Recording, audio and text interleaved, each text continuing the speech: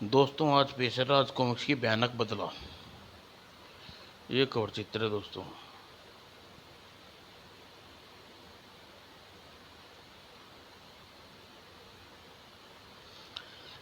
शहर में के एक व्यस्त इलाके में हत्या और लाश से दहशत की सूचना मिलते ही इंस्पेक्टर कोठारी सन्न रह गए और कुछ देर बाद वह जीप द्वारा अपने दल बल के साथ घटनास्थल पर आ पहुंचे। लाश की स्थिति देखकर इंस्पेक्टर कोठारी जैसा सख्त जान व्यक्ति भी कांप उठा। उप हत्यारे ने हत्या करने के बाद किसी बेदर्दी के साथ इसकी दुर्दशा कर दी है। भीड़ बढ़ती जा रही थी, किंतु एक्शन लिया उसने आदेश पर कांस्टेबल ने भीड़ को लाश वाली जगह से दूर धकेल दिया। चलिए, आप पीछे हट जाइए। हटिए पीछे। अरे पीछे हटो, साहब का आदेश नहीं सुनाई नहीं पड़ता, पीछे हटो। और कुछ देर बाद में पुलिस स्टाफ भी आ गया और लाश के प्रत्येक कोण से फोटोग्राफ लिए गए और इंस्पेक्टर कोठारी ने अपने महावतों को की मदद से लाश को नीचे उतारा। धीरे धीरे रस्सी को नीचे करते रही और लाश के कपड़ों की तलाशी लेने के बाद लाश की जेब से केवल एक पुर्जा मिला, जिस पर लिखी तकदीर पढ़ते ही खोपड़ी हवा में नृत्य करने लगी। मुझे 5 कत्ल करने हैं, मुझे 5 कत्ल करने हैं, मुझे 5 कत्ल करने हैं, मुझे 5 कत्ल करने हैं। कागज इस कागज के पुर्जे पर मृतक की जेब से ये मिलना साबित करता है कि इसकी हत्या न हुई थी और भविष्य में इन्हीं 5 लोगों की हत्याएं करने वाला था, जिसका सीधा सा अर्थ ये है कि घटना इस व्यक्ति की हत्या उन 5 लोगों ने मिलकर की हो सकती है। कौन है ये 5 व्यक्ति? कौन है ये 5 व्यक्ति जिन्होंने हत्याएं इसे करनी थी? पंचनामे के पश्चात लाश का पोस्टमार्टम के लिए भेज दिया गया। घटना स्थल के 2 दिन बाद सुबह सुबह पोस्टमार्टम रिपोर्ट के मुताबिक उसकी मृत्यु दम घुटने के कारण हुई थी, जिसकी कलाई के ऊपर उसका नाम लिखा था प्रेमदास। मुझे न्यूज़पेपर, टीवी इत्यादि में इस व्यक्ति की शिनाख्त के लिए इसकी तस्वीर दिखानी होगी। और तभी इंस्पेक्टर कोठारी ने तुरंत रिसीवर उठाकर कहा, हेलो, इंस्पेक्टर कोठारी स्पीकिंग। मैं मीनार होटल से का मैनेजर संदीप वर्मा बोल रहा हूँ। आप जल्दी से यहाँ आइए इंस्पेक्टर साहब। किसी की कत्ल हो गया है और लाश सरेआम लटकी हुई है। क्या? मैं पहुँच रहा हूँ। और आंधी तूफान की तरह जीप दौड़ाता हुआ पुलिस दल मीनार होटल के बहुमंजिली इमारत के निकट पहुंचा, जहां इस वक्त सैकड़ों की तादाद में भीड़ एकत्रित हो चुकी थी और घटनास्थल को देखकर इंस्पेक्टर कोठारी के भीतर धकेल गया। Oh my God! हत्यारे का दुस्साहस देखकर साहब, लाश कैसे सरेआम लटका गया है? हत्यारा जरूर होटल के अंतिम मंजिल पर रहता होगा, पर किंतु तुम सब मेरे साथ होटल के भीतर चलो। और हवलदार सी, तुम होटल के रिसेप्शन काउंटर पर फायर ब्रिगेड को फ़ोन करके यहाँ बुलाओ, क्विक। और मीनार होटल के लॉबी में प्रवेश करती हैं। आइए इंस्पेक्टर साहब, मेरा नाम संदीप है। अरे हाँ, आपने ही फ़ोन किया था। खैर, हम बिल्डिंग के उस हिस्से में जाना चाहते हैं जहाँ लाश को लटकाया गया है। और शीशे की बनी लिफ्ट के द्वारा लोग छत की ऊपर जाने लगे। 20वीं मंजिल में लिफ्ट रुकी और छत पर सीढ़ियों द्वारा पहुँचे। 20वीं मंजिल से लाश लेकर हत्यारे इन्हीं सीढ़ियों से होकर गुजरा होगा, या फिर हत्या छत पर की गई होगी, हो सकता है। और यह देखिए इंस्पेक्टर साहब, खून हत्या वहीं की गई है और आप लोग यहीं रुकिए, क्योंकि सबके उधर जाने से हत्यारे की उंगलियों के जूतों के निशान मिट सकते हैं। यही सोचकर सभी अभी तक मैंने किसी को छत पर नहीं चढ़ने दिया और सामने वाले होटल दीपशिखा के मैनेजर को भी मैंने जाने से मना कर दिया है। और इंस्पेक्टर पानी की टंकी के निकट पहुंचकर हत्यारे के खून करने के बाद लोहे के इस तार को अवश्य एंकर की मदद से होटल दीपशिखा की छत पर पहुंचाया होगा, पर एंकर उधर छत पर मिलेगा और फायर ब्रिगेड की गाड़ियां आ चुकी हैं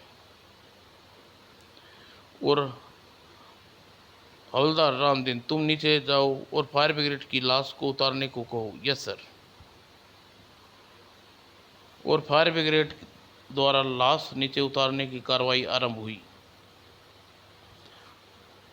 और फायर ब्रिगेड के कर्मचारियों द्वारा लाश उतारी जा रही थी कि उधर फिंगरप्रिंट एक्सपर्ट, फोटोग्राफर इत्यादि अपना काम कर रहे थे। इधर कुछ निशान होने की उम्मीद मौजूद है, मैं चेक करता हूँ। और एक्सपर्ट द्वारा फिंगरप्रिंट्स उठाकर वहाँ किसी के जूते के निशान उभर आए और फिर पंचनामे के सबूत की तलाश में पोस्टमार्टम के लिए भेज दिया गया और इंस्पेक्टर कोठारी ने होटल दीपशिखा की छत पर एंकर बरामद कर लिया। और अगले दिन कुछ पढ़ता पढ़ता इंस्पेक्टर अचानक बुरी तरह उछल पड़ा। यह कैसे हो सकता है? क्या हुआ इंस्पेक्टर? इस प्रकार स्प्रिंग की तरह क्यों चलने लगे? यह डेली नाइट का रिपोर्टर रजत उस लाश के विषय में जानकारी एकत्रित करने आया था और इंस्पेक्टर कोठारी का अभिन्न मित्र भी था। बात कुछ ऐसी है रजत, तुम सुनो तो तुम भी उछल पड़ोगे। मुझे, अगर मैं गलती पर नहीं हूँ तो इस समय तुम होटल मीनार के सामने सरेआम लटकी लाश की पोस्टमार्टम और अन्य रिपोर्ट पढ़ रहे हो। मेरे हाथ में इस समय 2 फाइलें हैं रजत, जिनमें से एक फाइल उस खंजर द्वारा मिली उंगलियों के निशानों की रिपोर्ट है जो उस व्यक्ति या लाश के सीने में धंसा था जिससे उसकी मृत्यु हुई। दूसरी फाइल प्रेमदास नाम के उस व्यक्ति की उंगलियों के निशान हैं जो 3 दिन पूर्व इसी प्रकार सरेआम लटके पाया गया था। तो कमाल की बात यह है कि पहले व्यक्ति यानी प्रेमदास की लाश की उंगलियों के निशान दूसरे व्यक्ति की छाती में खोपे गए खंजर की मुठ पर मिले हैं। यह क्या कह रहे हो इंस्पेक्टर? यह कैसे हो सकता है? हो सकता है नहीं, बल्कि हो चुका है। और सुनो प्रेमदास की लाश ने जो जूते पहन रखे थे वह उसके तले के निशान भी हमें होटल की मीनार की छत पर बिखरे मिले हैं, खून के निकट मिले हैं। कमाल है, सहसा रजत बोला। तो प्रेमदास की लाश कहाँ है? मुर्दा घर में। मैंने उसके शिनाख्त के लिए अपनी तस्वीरें अखबारों में निकलवाई हैं। मुझे परिणाम मिलने का इंतज़ार है। अगर 3 दिन तक शिनाख्त के कोई नहीं आता तो उसका अंतिम संस्कार कर देंगे। लेकिन तुमने प्रेमदास की उंगलियों के निशान खंजर पर पाए गए निशानों से मिलान का विचार क्यों और कैसे सूझा? यह विचार फिंगरप्रिंट्स एक्सपर्ट मिस्टर असलम के ज़हन में करौंदा था। उसने प्रेमदास की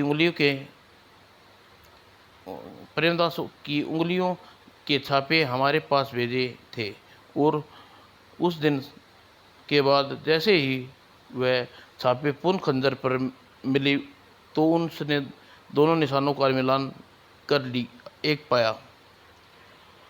अगले दिन होटल गगन के रूप में 12 में उसी प्रकार अनजान उसी प्रकार अनजाने में लाश लटकी हुई है। सिर्फ इतना है कि इस बार लाश सार्वजनिक प्रदर्शन हत्यारे ने नहीं किया। तभी होटल का एक स्ट्रीट वर्ड वहां पहुंचा और बोला, मुझे आपसे कुछ कहना है इंस्पेक्टर साहब। अगर अगर वो कुछ इस हत्या के संबंध में है तो जरूर सुनेंगे।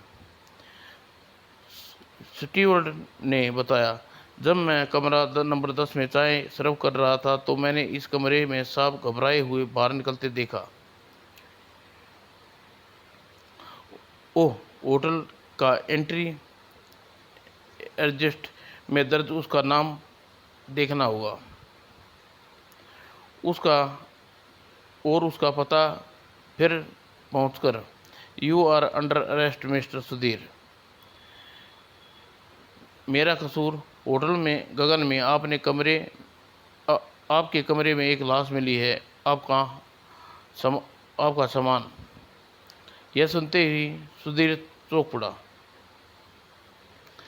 मैंने कत्ल नहीं किया। कत्ल मैं उस बड़ी दाढ़ी वाले खतरनाक से दिखने वाले व्यक्ति ने किया है। उसी ने मुझे मेरे परिवार को समाप्त करने की धमकी देकर कमरे से बाहर निकाल दिया और उसके हाथ में एक छुरा है सर। लाश को उठाए मेरे कमरे में आया था। हम पूरी बात बताओ। मैं अपनी साली मधु को लाने शहर गया था, लेकिन ट्रेन से उतरने पर, ओह रात काफ़ी हो चुकी है, इस समय घर जाना ठीक नहीं रहेगा। और रात इसी होटल में गुजार लूँ। मधु तो लेने जाऊंगा। टैक्सी होटल गगन में पहुंचा। कमरा नंबर 12, थैंक यू। और सारी रात चैन से आराम से सोता रहा, परंतु अचानक ही खटखट खटखट। इस वक्त कौन हो सकता है? मैंने किसी को नहीं बुलाया। शायद होटल का कोई कर्मचारी सुबह सुबह नींद खराब कर दी। लेकिन दरवाज़ा खोलते ही मेरे होश उड़ गए। ओह, मेरे मुंह से आवाज़ निकली, छुरा हलक में उतार दूंगा। ओह। और फिर उसने छुरा मेरी गर्दन पर टिका दिया और खतरनाक लहजे में बोला, सुनो, मेरी तुमसे कोई किसी प्रकार की दुश्मनी नहीं है। तुम यहाँ से तुरंत चले जाओ, और अगर बाहर जाकर तुमने गड़बड़ की तो मैं पताल से भी खोद कर तुम्हारी परिवार को सहित ख़त्म कर दूंगा। नहीं नहीं, नहीं नहीं, नहीं कहूँगा, मुझे जाने दो। और मैं बहुत डर गया था और बहुत तेज़ी से के साथ कमरे से बाहर निकल गया और वापस बस के द्वारा यहाँ पहुँचा। और अब पहुँचा ही था कि आप के पीछे पीछे आप भी आ गए। ओह ठीक है, हम तुम्हारे कहने पर यकीन करते हैं, लेकिन ज़रूरत पड़ने पर तुम पुलिस स्टेशन आने से घबराओ नहीं गए। यह सब तुम्हें छोड़ रहे हैं। ज़रूर आऊँगा, क्यों नहीं। और उसके जाने के बाद वहाँ से चले गए। तुमने उसे छोड़ दिया? हाँ, क्योंकि वह मुझे हत्यारा नहीं लगा। अगर वह हत्यारा होता तो अपना ब्रीफकेस वहीं नहीं छोड़ता जिसमें उसके घर का पता था। होटल में रजिस्टर में भी उसने गलत पता दर्ज करवाता। लाश की पोस्टमार्टम रिपोर्ट के बाद लाश की छाती में धंसे छुरे पर इस बार प्रेमदास की उंगलियों के निशान मिले हैं, और मृतक के अलावा वहाँ जूते के जो निशान मिले हैं वे प्रेमदास के थे। उन्हीं जूते हैं उसकी लाश के पाँव से उतारे गए हैं। इंटरेस्टिंग। जो हुलिया सुधीर ने बताया वो भी प्रेमदास से मिलता जुलता है, और उस प्रेमदास ने जिसकी जेब से निकली पर्ची में 5 कत्ल करने की बात लिखी हुई थी, और अब ये 2 कत्ल हो चुके हैं। तो क्या ये कत्ल प्रेमदास का भूत कर रहा है? भूत ही हो सकता है, वरना मृत व्यक्ति के जूते और उंगलियों के निशान हत्या के प्रयुक्त छुरे और घटनास्थल पर क्यों मिलते हैं। मैं यह सब बकवास नहीं मानता। शायद इस बार वाला किसी चालाक हत्यारे से पड़ा है। मैं उसे बेनकाब करके रहूँगा। और तभी मेरा नाम अजय है, अजय प्रेमदास। ओह, कहीं तुम प्रेमदास के पुत्र तो नहीं? जी हाँ। दरअसल मेरे अलावा पापा का कोई नहीं है।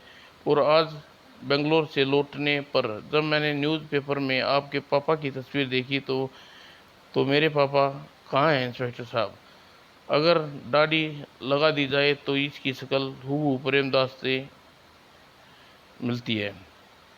और मुर्दा घर में लाश देखते ही पापा और प्रेमदास की लाश पुत्र अजय के सुपुर्द की गई। अगले दिन सर, मुझे लाशों के विषय में पता चला गया है कि होटल मीनार वाली लाश होटल गगन वाले मिस्टर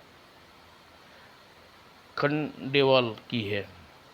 इस दोनों एक ही बात कॉमन है सर, वो ये कि दोनों दोस्त थे। जबकि शहर के बाहर जाने वाले सड़क के किनारे बने एक ढाबे पर ओह 5 बजे हैं, लेकिन ट्रक लेके 8 बजे पहुंचना है। सुचा सिंह प्यारे, ओए बतिया, छेती उठ जा, बहुत देर हो गई है। ओह। और दोनों सिर से हाथ मुंह धोकर ट्रक पर सवार हुए और सुचा सिंह ने ट्रक को दौड़ा दिया। उस्ताद, आज तो मालिक साहब सरदार फूल स्वीकार करने ही पड़ेंगे। ओए चुप कर, ओए खोतिया, मुझे तो अभी यमराज क्या रूप दिखाई दे रहा है। थोड़ी स्पीड बढ़ाओ उस्ताद, तो फिर ले तू आ देख सुचा सिंह की ड्राइवरी। अरे अरे। और दूसरे ही पर कार पूरी गति के साथ मोड़ काटकर ट्रक वाली दिशा में लपकी। और रोको, ट्रक रोको, पी पी पी। उस्ताद, ओए उस्ताद, कोई कार वाला ट्रक को रोकने को कह रहा है। अरे कार वाले सेठ, हमसे क्या काम हो सकता है? खैर, रोकता हूँ ट्रक को। और ड्राइवर ने तुरंत ट्रक रोक दिया। ओए की गल है बादशाह, वो जरा ट्रक के उतर के नीचे आओ, तुम खुद पता चल जाएगा। और यह काम वह आसपास दूसरे वाहन भी रुक गए चुके थे और आते हुए ट्रक से कुछ गड़बड़ है। और देखो उस्ताद बुरे फंसे आज। बाप रे, लाश हमारे ट्रक के साथ किसने बांध दी? और चकमा देने की कोशिश मत करो बच्चों, ये खून तुमने किया है। तुमने ही चेक पोस्ट सामने ही चेक पोस्ट है, पकड़ कर इसे पुलिस के हवाले करो, ये दोनों को। यह देखते ही भग बेंतिया, अरे पकड़ो इन्हें। और भीड़ देखते ही पुलिस की एक जीप चेक पोस्ट से वहां पहुंच गई। क्या बात है, भीड़ क्यों लगा रखी है? जरा पीछे जाकर देखिए। ओ नो, ड्राइवर, जीप इन दोनों के पीछे दौड़ाओ। और कुछ दूर पर देर में, ओ फंस गए उस्ताद। फंसे नहीं, मर गए। अब गए तो और फिर पकड़ लो इन बदमाशों को और जीप में बिठाओ। जब कि उधर इंस्पेक्टर कोठारी के फ़ोन पर कत्ल की सूचना सुनने के बाद, ओह, एक कत्ल और, शायद वह भी उसी ने किया हो। अगर ये सच है तो तीसरा कत्ल है। अभी 2 कत्ल और होने बाकी हैं। ओह, समझ में नहीं आता।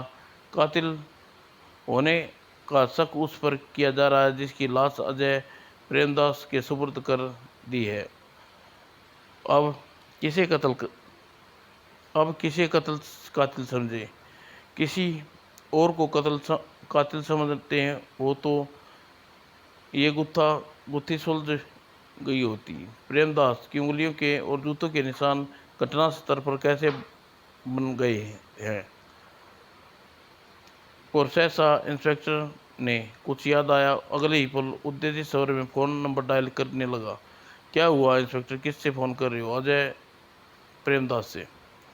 और संबंध स्थापित होते ही, हेलो, मैं इंस्पेक्टर कोठारी केवल ये बात जानना चाहता हूँ कि आप किन्हीं खंडेवाल और कपूर को जानते हैं? जी हाँ, वे पापा के नाइट क्लब के दोस्त थे। और उनके बाद रजत ने घटना स्थिति और बढ़ गया। जिस समय घटनास्थल पर चेक पोस्ट पर पहुंचे, उन्होंने सुरक्षा सिंह और क्लीनर के बनते को वहां पाया। तो तुम दोनों ने ड्राइवर और क्लीनर हो? जी हजूर। लेकिन हजूर, हम उस लाश के विषय में कुछ नहीं जानते। अगर हमें जानते होते तो इस प्रकार लाश को सरेआम चेक पोस्ट से गुजरने की हिम्मत क्यों करते? ट्रक के पास मेरी लाश, सीने पर छुरा है इंस्पेक्टर। मतलब इनको वाकई कुछ नहीं पता।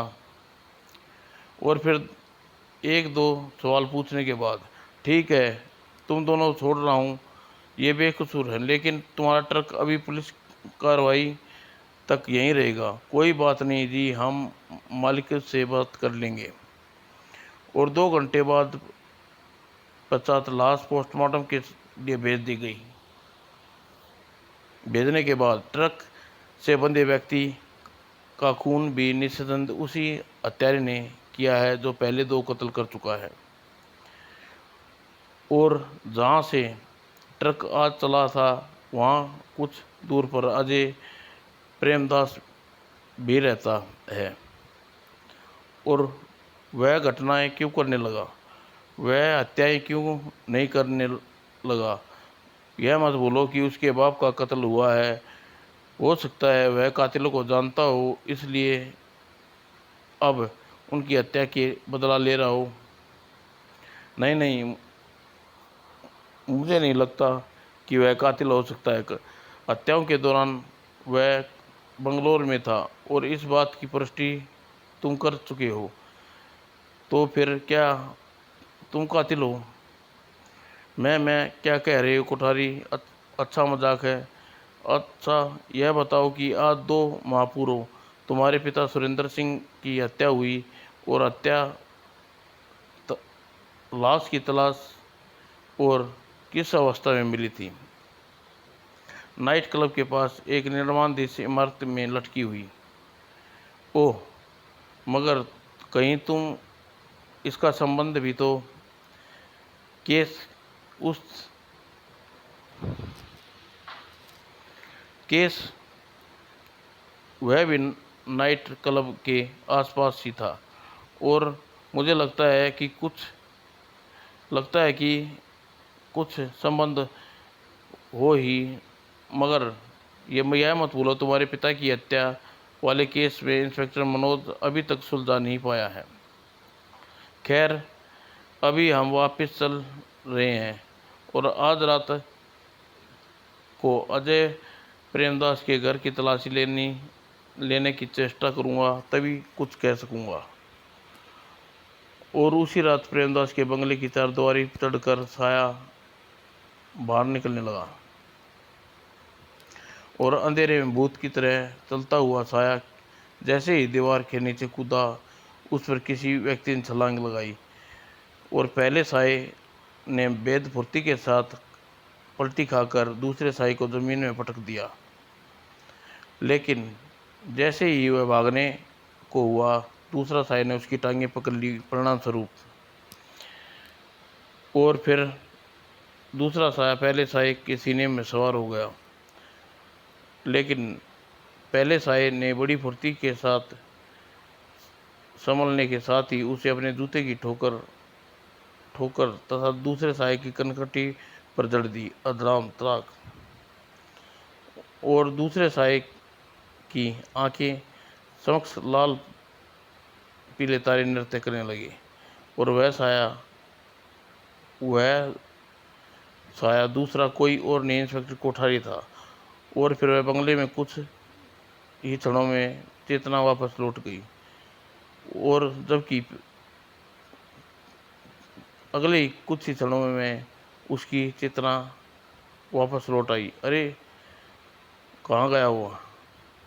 और दूसरे ही पल क्षण कोठारी तेजी से आगे बढ़ा और बंगले में प्रवेश कर गया। अरे इंस्पेक्टर साहब, आप इस वक्त, तुम शायद कहीं जा रहे हो जाए।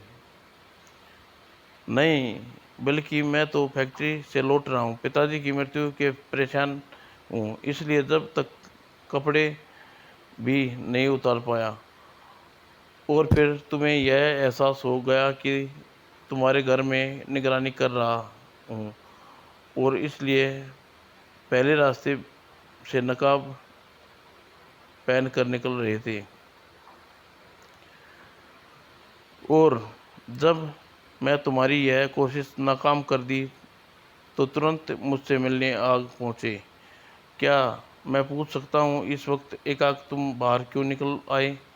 आप बेवजह मुझ पर शक कर रहे हैं, यह जानने की आ रहा था कि बाहर कुछ देर पूर्व उभरी ये चीखें किसकी थी, और मुझे आपसे छिपकर बंगले में बाहर जाने की क्या ज़रूरत है? तुम्हारी आवश्यकता एक और कत्ल करने की हो सकती है।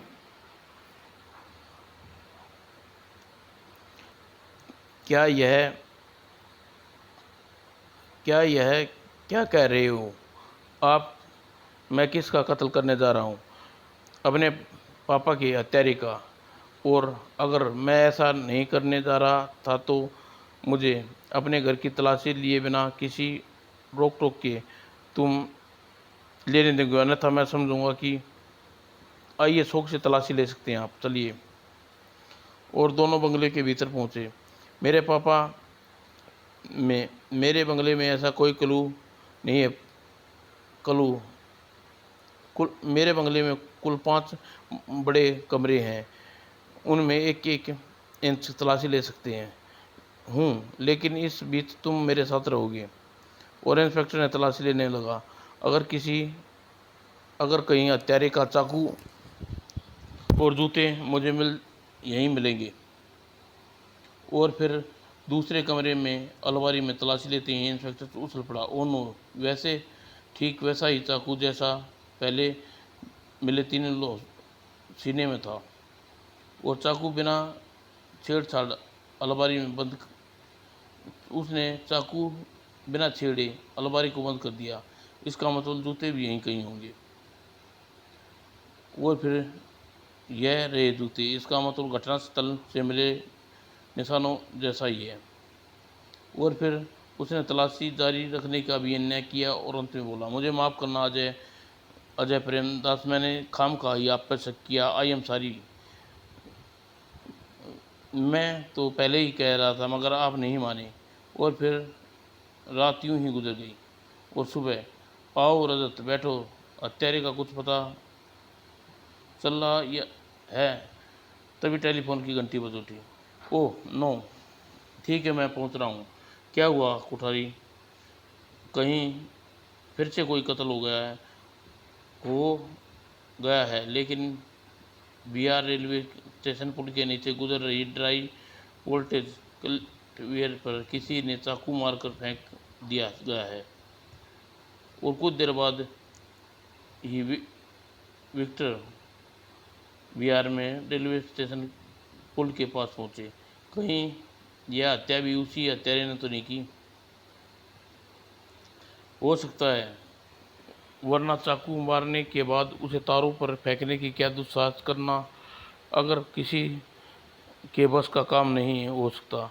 अगर ऐसा है तो मुझे इस बार चाकू पर पिछले 3 चाकुओं की उंगलियों के निशान नहीं मिलेंगे, और न हो यह प्रेमदास के जूतों के निशान ही मिलेंगे।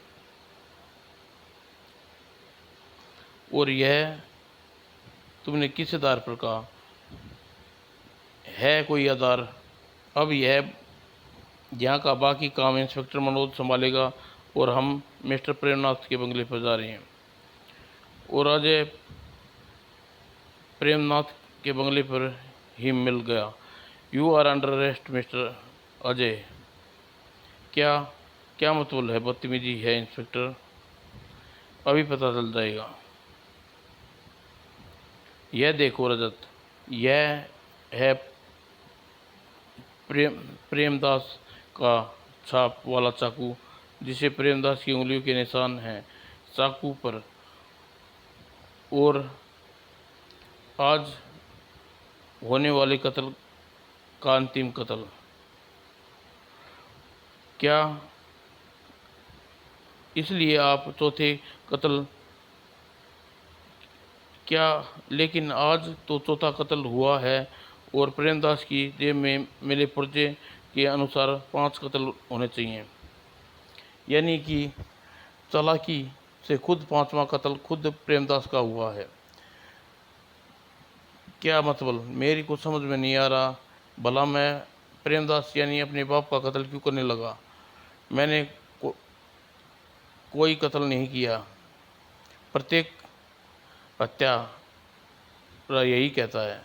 वो हत्यारे के अवसर पर प्रेमदास का कत्ल किया और 4 चाकुओं पर उसकी उंगलियों के निशान ले लिए। पुलिस को भ्रमित करने वाला एक कागजी पुर्जा उसकी जेब में डाला ताकि पुलिस के उन निशानों की प्रेमदास की ही उलझी रही। बाद में उन दस्ताने युक्त हाथों से उन चाकुओं द्वारा 4 कत्ल कर दिए गए। कमाल है, यह अंतिम हत्या इस चाकू का प्रयोग नहीं किया। यदि अब अधिक चालाक मत बनो रजत, तुम्हारे हत्यारे तुम हो। तुम यही रात को यहाँ चाकू को प्रेमदास के जूते इत्यादि का एक जोड़ी रखे देखे गए हो। इसलिए रात को जो कत्ल किया वह प्रेमदास के जूते के निशान नहीं मिले और चाकू के उंगलियों के निशान नहीं मिलेंगे, क्योंकि अंतिम चाकू यहाँ है। और तुम अजय को फंसाने के लिए चेष्टा की, मगर आखिर फंस गई। और रात को तुम्हारे चीखने की आवाज़ से ही मैं तुझे पहचान गया था।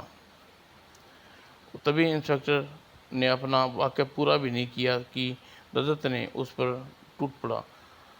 तुम मुझे कभी गिरफ्तार नहीं कर पाओगे इंस्पेक्टर।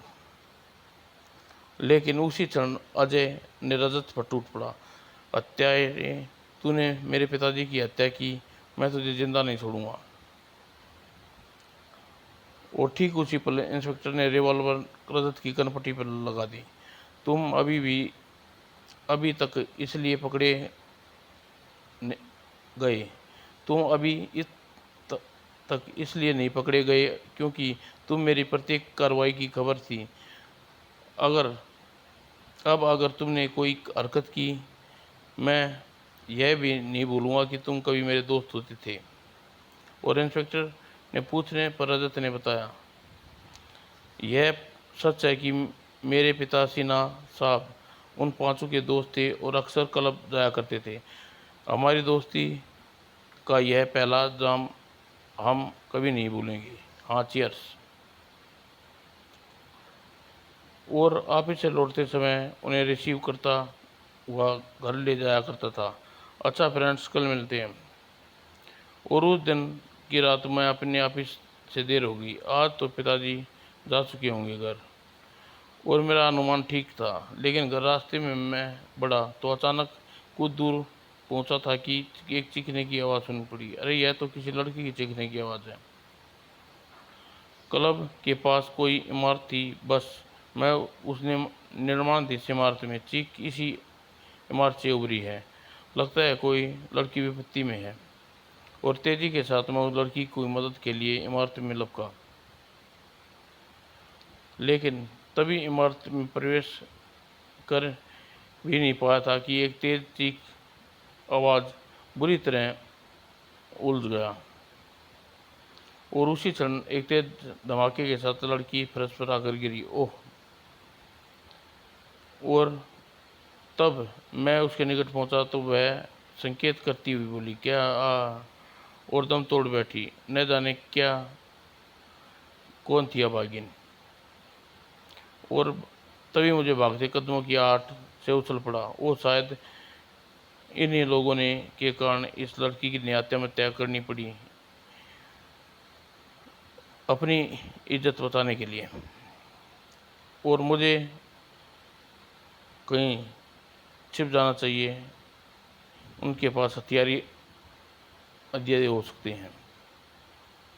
और फिर जब क्लब के पीछे मैंने उन चारों लोगों को पहुंचते देखा तो मेरी आंखें विश्वास न रहा। ओह! ये तो पापा के क्लब के दोस्त हैं।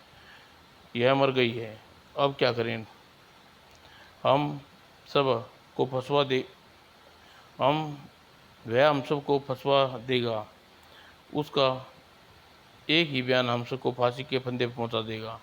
नहीं पहुंचा सकता। मैंने नीचे आते वक्त चाकू उसके सीने में उतार दिया था। ओह! तो फिर अब जल्दी से यहाँ से खिसको। किसकी बातें। उनकी बातों से ऐसा महसूस हो रहा था जैसे ऊपर किसी की हत्या की गई है। न जाने कौन भाग गया होगा। और उसके जाने के बाद मैं ऊपर पहुंचा। ओह! लेकिन उसकी लटकती लाश एकाएक हवा में जोर से हिली और उसकी सूरत देखकर कांप उठा। उन हत्यारों ने मेरे पिताजी को मार डाला। उसके समझते देर न लगी कि पिताजी उनके कुकर्मों के उसके साथ देने का निश्चय किया होगा और इसीलिए उफ पिताजी यह क्या हो गया। और मैं उसी दिन मेरे दिल में प्रतिशोध की भावना उठी। कमीनों, हत्यारों, रजत, मैं किसी को ऐसी मौत मारूंगा कि उसके बाद मैंने पांचों को अलग अलग ज्ञात ब्लैकमेल करके गणतंत्र पर बुलाया।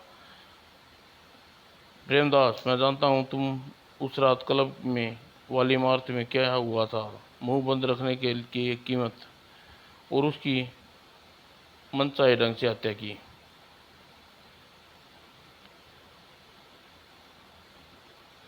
और प्रेमदास की हत्या करने कर मैंने प्रेमदास की हत्या करने मैंने की भूमिगत कर देने के वाला पर्चा उसकी जेब में छोड़कर 4 चाकुओं पर उंगलियों के निशान ले लिए और उन वैसे ही जूते खरीदे और कुछ दिक्कत नहीं आई। लेकिन अंत में अब तक काम बन गया। समाप्त दोस्तों।